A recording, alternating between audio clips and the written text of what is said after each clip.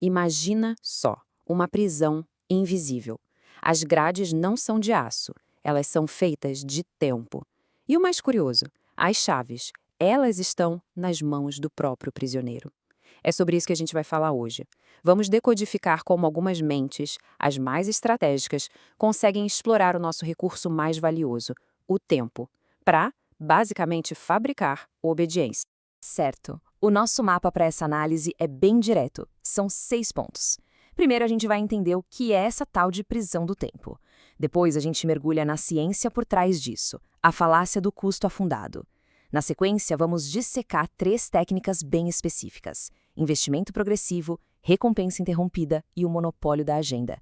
E, claro, o mais importante, como quebrar essas correntes e sair dessa. Vamos lá! Bom, vamos começar então. Primeira parte, a prisão do tempo. Pensa nisso aqui como uma falha, sabe? Um bug fundamental no nosso sistema operacional mental. E como todo bug, ele pode ser explorado. Olha, a pergunta que a gente precisa se fazer é universal e às vezes até um pouco desconfortável. Por que a gente continua insistindo em projetos que já faliram? Ou pior, por que a gente continua em relacionamentos que, no fundo, só drenam a nossa energia? A resposta para isso não é nada lógica, pode ter certeza. Então a resposta não é esperança, não é otimismo. A resposta é um conceito que a gente pode chamar de dívida de tempo. É esse o bug na nossa programação mental. E a lógica por trás dele é bem perversa, na verdade. Quanto mais tempo se investe em alguma coisa, mais difícil, mais doloroso psicologicamente se torna abandonar aquilo, mesmo que continuar seja a pior decisão possível, a mais destrutiva. Isso nos leva direto para a mecânica por trás dessa prisão. A segunda parte da nossa análise, a falácia do custo afundado. É aqui que a gente entende a ciência que literalmente constrói as paredes da cela. A arquitetura dessa prisão, olha só, foi toda mapeada por um psicólogo chamado Daniel Kahneman. E o princípio é brutalmente simples. A gente é programado para odiar, perder.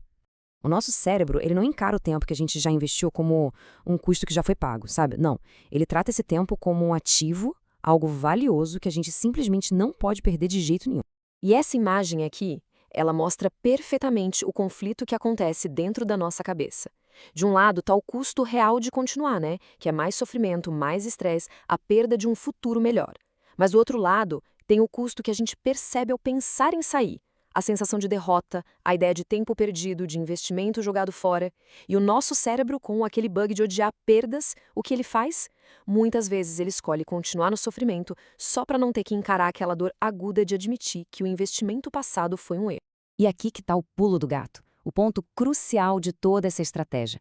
Quem domina a situação não precisa de correntes de verdade. Essa pessoa transforma o passado da outra na própria cela dela. Cada minuto que foi investido vira um elo, um pedacinho da corrente que vai ser usada contra ela mesma. Certo, vamos agora para a parte prática. Como isso é construído no dia a dia? Terceira seção, a técnica número 1, chamada de investimento progressivo. A tática aqui é muito sutil. Ninguém chega pedindo um sacrifício enorme logo de cara. Não. Começa pequeno. São pedidos que consomem tempo. Me dá uma opinião aqui, me dá um conselho ali, uma ajudinha simples numa tarefa. Mas o efeito disso é extremamente poderoso. Cada minuto que a pessoa gasta com isso funciona como se fosse um depósito na conta psicológica da situação. E com o tempo, a sensação lá dentro muda para aquele famoso "nossa, já investi tanto tempo nisso, não dá para sair agora". A lealdade acaba sendo construída em cima desse tempo perdido, e não no valor real daquela relação ou projeto. Ok, vamos avançar para a nossa quarta sessão. A segunda ferramenta desse arsenal de manipulação, a técnica da recompensa interrompida. Essa técnica aqui joga com a esperança da pessoa.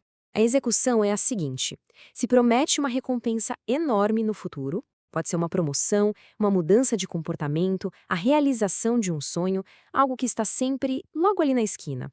E o resultado? A pessoa fica paralisada. O pensamento que aprende é devastador. Puxa, eu esperei tanto tempo, e se eu desistir hoje e a tal mudança acontecer amanhã? Todo o meu sacrifício não vai ter valido nada? E esse amanhã, claro, ele nunca chega. Mas o medo de perder todo o investimento feito mantém a pessoa ali, estática e obediente. Agora a gente chega na quinta sessão, que revela a técnica que talvez seja a mais totalitária de todas. A técnica número 3, o monopólio da agenda. O hack aqui é direto. Se você domina o tempo de alguém, você domina a vontade dessa pessoa. Simples assim. E como isso é feito? Ocupando a pessoa o tempo todo, com tarefas, com crises, com dramas constantes que exigem atenção imediata para ontem. A psicologia por trás disso é realmente fascinante. Uma pessoa que não tem tempo para refletir, sem nenhum espaço mental para respirar, ela simplesmente perde a capacidade de ter um pensamento crítico. Ela entra no modo operacional só apagando incêndio e começa a aceitar ordens só para conseguir reduzir a carga de estresse. No fim das contas, quem controla o relógio controla a mente. Bom, tudo isso nos leva para a parte final, e talvez a mais importante da nossa análise, a sexta seção, quebrando as correntes. Aqui está a vantagem estratégica, a chave para se libertar. O primeiríssimo passo para a liberdade é internalizar uma verdade que é absoluta. O tempo é o único recurso que não se renova. Pensa bem, dinheiro, fortunas, a gente perde e recupera. Oportunidades, a gente pode criar novas, mas um único minuto gasto dentro de uma cela mental dessas é um minuto que foi apagado para sempre da sua existência. Não volta mais. Então, como é que se alcança essa liberdade estratégica? Bom, são 3 disciplinas, 3 passos. Primeiro, o diagnóstico. É preciso reconhecer esse padrão do custo afundado na própria vida, olhar e ver onde ele está agindo. Segundo, a execução. É preciso desenvolver a coragem para cortar as perdas. Entender que o passado foi um custo de aprendizado e não uma dívida que precisa ser paga no futuro. E terceiro, a defesa. Tratar o tempo como o seu ativo mais valioso, o mais protegido, defendendo ele com a ferocidade de quem guarda um tesouro.